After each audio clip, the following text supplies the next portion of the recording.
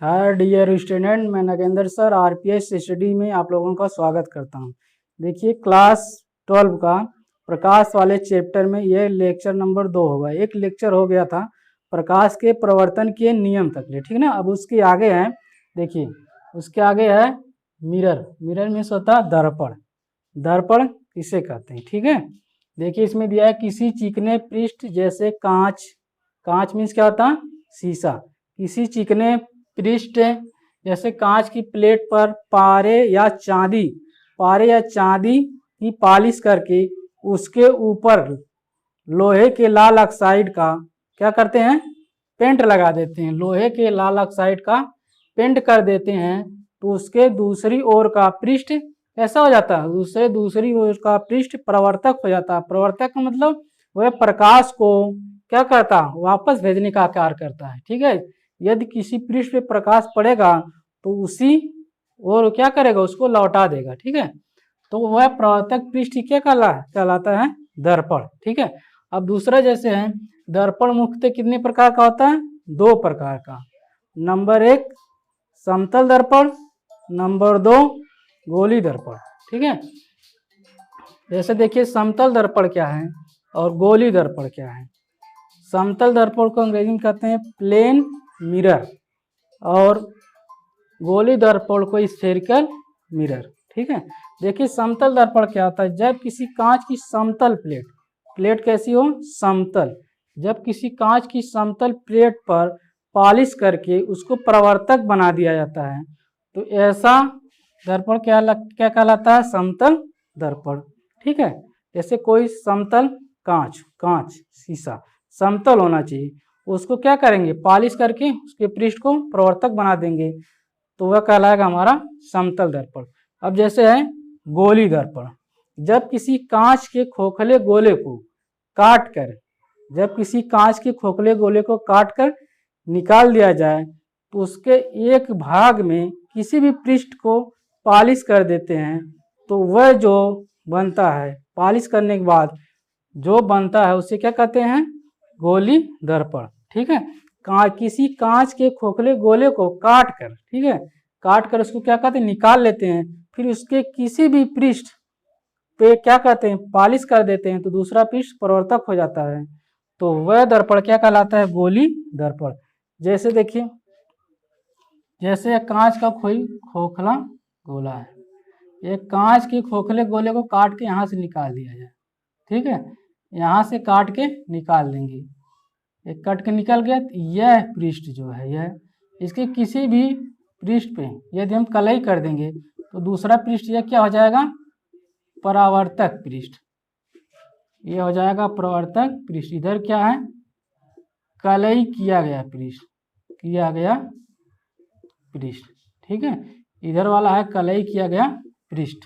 तो ऐसा दर्पण क्या कहलाएगा, हमारा गोली दर्पण। किसी कांच के खोखले गोले को काट के उसमें से एक भाग निकाल लिया जाएगा, फिर उसके किसी भी भाग के पृष्ठ पर कलई कर देंगे और एक भाग उसका क्या हो जाएगा, इसमें यह भाग निकाला गया तो इसमें 2 पृष्ठ, एक उभरा हुआ एक दबा हुआ, उसके किसी भी एक भाग पे कलई करेंगे तो उसके विपरीत वाला क्या हो जाएगा, प्रवर्तक हो जाएगा।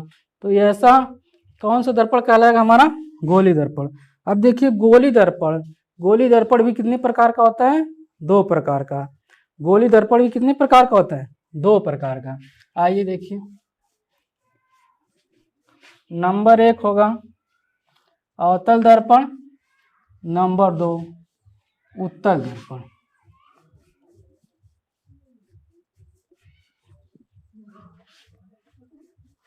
नंबर 1 होगा हमारा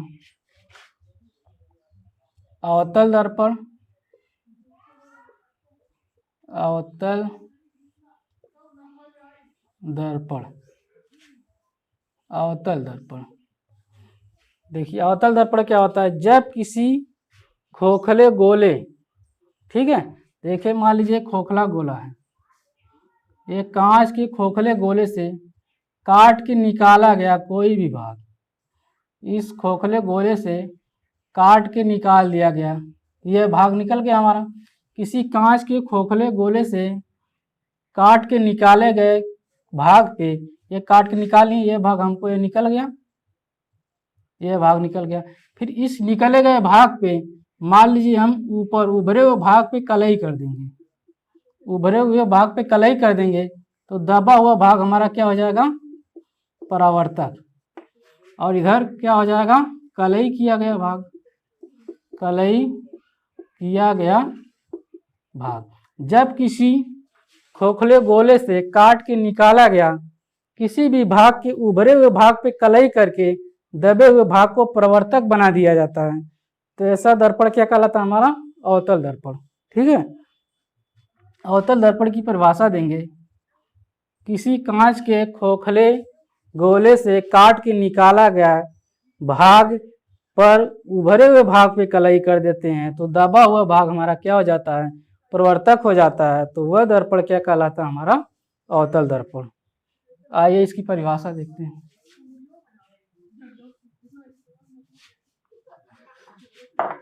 देखेंगे, जब किसी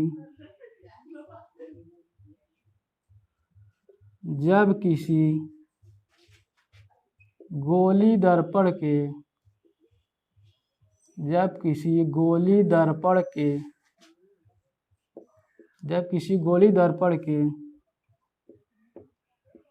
उभरे हुए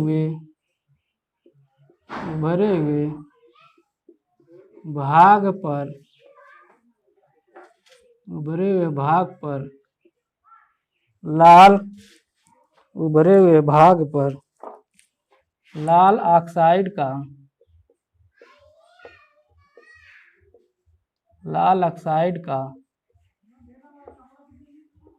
पेंट करके दबे हुए भाग को परावर्तक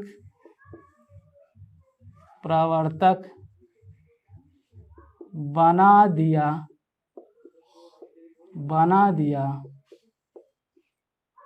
दिया जाता है तो वह गोली दर्पण अवतल दर्पण कहलाएगा, अवतल दर्पण कहलाता है।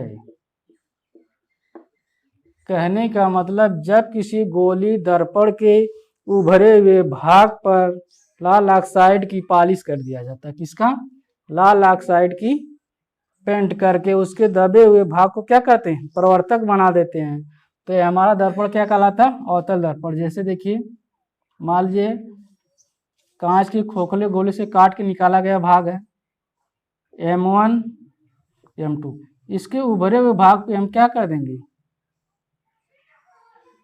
उभरे हुए भाग पर लाल ऑक्साइड का पेंट लगा देंगे, लाल ऑक्साइड का पेंट। जब उभरे हुए भाग पे कलई कर देंगे तो इसका दबा हुआ भाग क्या हो जाएगा, प्रवर्तक हो जाएगा। तो ये हमारा क्या कहलाएगा, ये हमारा कहलाएगा अवतल दर्पण, अवतल दर्पण।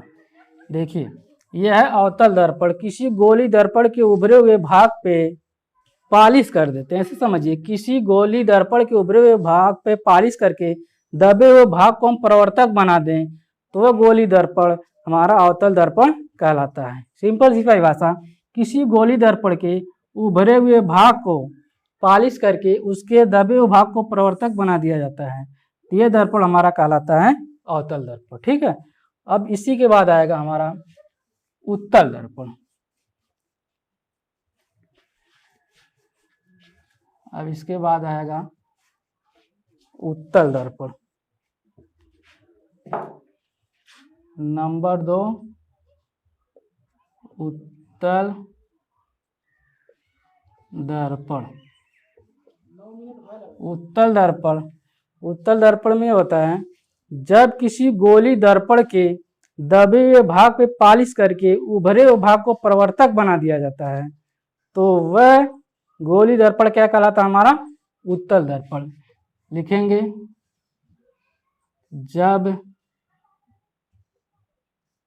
जब किसी गोली दर्पण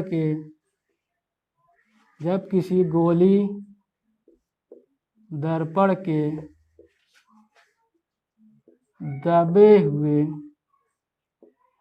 दबे हुए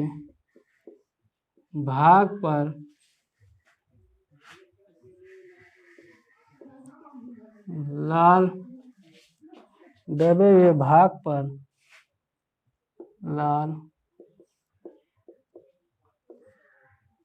ऑक्साइड की पालिश करके दबे हुए भाग पर लाल ऑक्साइड की पालिश करके उभरे हुए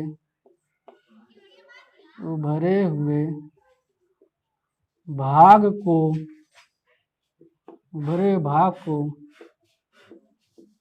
परावर्तक बना दिया जाता है तो वह गोली दर्पण उत्तल दर्पण कहलाता है। उत्तल दर्पण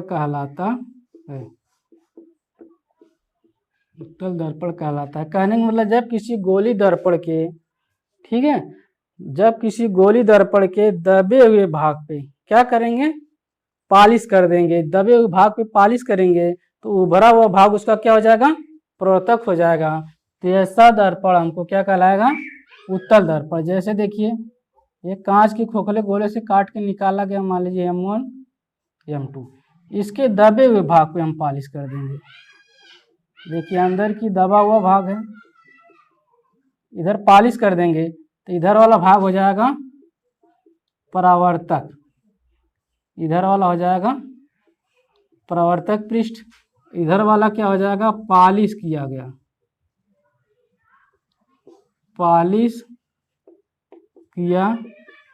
गया भाग। ठीक है, तो जब दबे हुए भाग पे पालिश करके उभरे हुए भाग को परावर्तक बना दिया जाता है तो ऐसा दर्पण हमारा कहलाता है उत्तल दर्पण।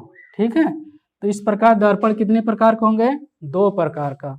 कौन कौन सा? अवतल दर्पण, उत्तल दर्पण।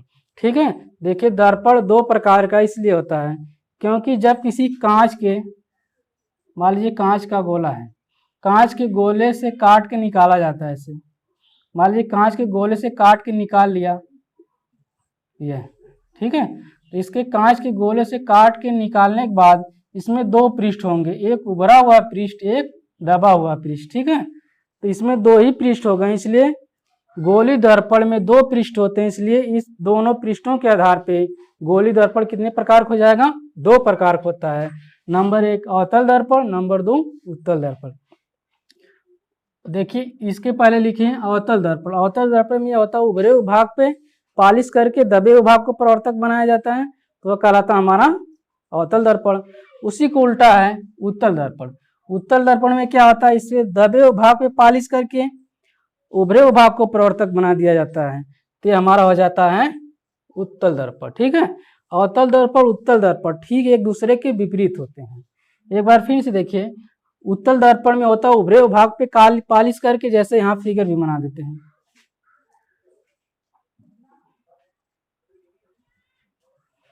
जैसे देखिए ये हमारा है उत्तल दर्पण का, यहाँ एक अवतल दर्पण का फिगर देखिए, इसके उभरे हुए भाग पे पालिश कर देंगे, उभरे हुए भाग पे पालिश करेंगे तो इधर वाला पृष्ठ हमारा हो जाएगा परावर्तक पृष्ठ, इधर क्या हो जाएगा? पालिश किया गया पृष्ठ। ये देखिए उभरे हुए भाग पे पालिश कर देंगे, दबा हुआ परावर्तक हो जाएगा, तो हमारा हो जाएगा अवतल दर्पण। अवतल दर्पण। और जब दबे हुए भाग पे पालिश करेंगे तो उभरा हुआ भाग परावर्तक हो जाएगा, तो हमारा हो जाएगा उत्तल दर्पण। और ये कहाँ से मिला है? गोली दर्पण से। जब किसी कांच के खोखले गोले को काट के निकाला गया, निकालने के बाद उसके किसी भी एक पृष्ठ पे लाल ऑक्साइड की कलई करके दूसरे पृष्ठ को परावर्तक बना देते थे, हो जाता गोली दर्पण। दर्पण में 2 पृष्ठ होते हैं, तो दोनों पृष्ठों के आधार पर दर्पण कितने प्रकार हो गया? 2 प्रकार का। नंबर 1 अवतल दर्पण। तो अवतल दर्पण में यह होता है कि उभरे हुए भाग पे पालिश करके दबे हुए भाग को परावर्तक बना दिया जाता है, ये हमारा हो जाता है अवतल दर्पण। और उत्तल दर्पण में इसी उल्टा होता है। इसमें देखिए दबा हुआ भाग परावर्तक हो गया, इसमें उभरा हुआ भाग परावर्तक हो गया। तो उत्तल दर्पण में होता है दबे हुए भाग पे पालिश करके उभरे हुए भाग को परावर्तक बना दिया जाता है, तो हमारा हो जाता है उत्तल दर्पण। ठीक है, देखिए उत्तल दर्पण अवतल दर्पण की परिभाषा हो गया। अब देखिए अगली हेडिंग जो है दर्पण से संबंधित, उसको अगले टॉपिक में चर्चा करेंगे। धन्यवाद।